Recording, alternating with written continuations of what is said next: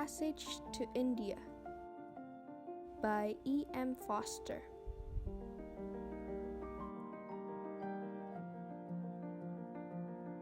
The caves are readily described. A tunnel 8 feet long, 5 feet high, 3 feet wide, leads to a circular chamber about 20 feet in diameter. This arrangement occurs again and again throughout the group of hills, and this is all. This is a Marabur cave.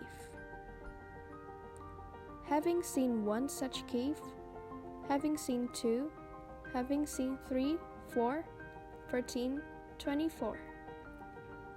The visitor returns to Chandrapur uncertain whether he has had an interesting experience or a dull one, or any experience at all.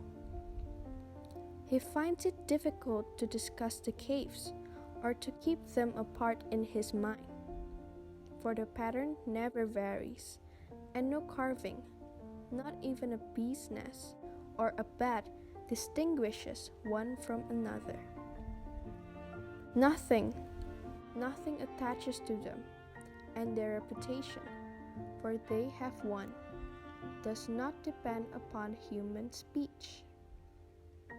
It is as if the surrounding plain or the passing birds have taken upon themselves to exclaim extraordinary, and the word has taken root in the air and been inhaled by mankind.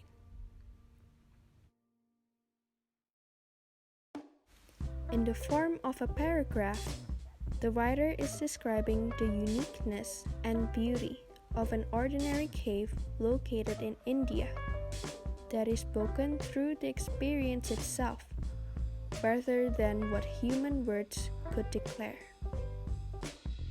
In this paragraph, the writer adapts the shape concrete to abstract. The concrete shape is found in the first lines, containing sensory descriptions. The writer then proceeds to end his paragraph with an abstract, where he wraps up the paragraph in a conclusion or significance of the details. By using this shape, the writer gets to include informations such as the exact measurements of the cave, and then elaborating its significance in the end that the cave, often seen as boring at first glance, could also be an important part of certain people's life. The writer had enriched the paragraph by including effective elements. One in particular is imagery. Imagery simply builds up an illustration in the reader's head with the help of detailed descriptions of the 5 senses, but nothing is special about the cave. The writer also used repetition constructively to help describe the appearance of the cave, being a literal pattern with no variation. Another notable thing is about how the writer described the cave. He specifically highlights the plainness of the cave. He is not making it apparent that he is trying to describe the beauty of the cave.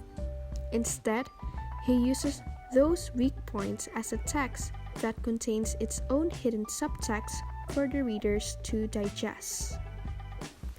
In these sentences, the subtext describes about how none of the visuals adds up to the cave being majestic, as if the word extraordinary is being casted in the air and then consumed by humans, trapping them into a spell. The cave's real appeal is not reflected by people's opinion or the dull characteristics of the cave, for the real experience addresses the magnificence of the cave itself.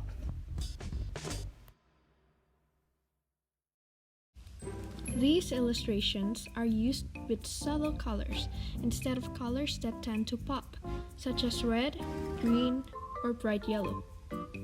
It is to represent the cave's visual that appears to be dull.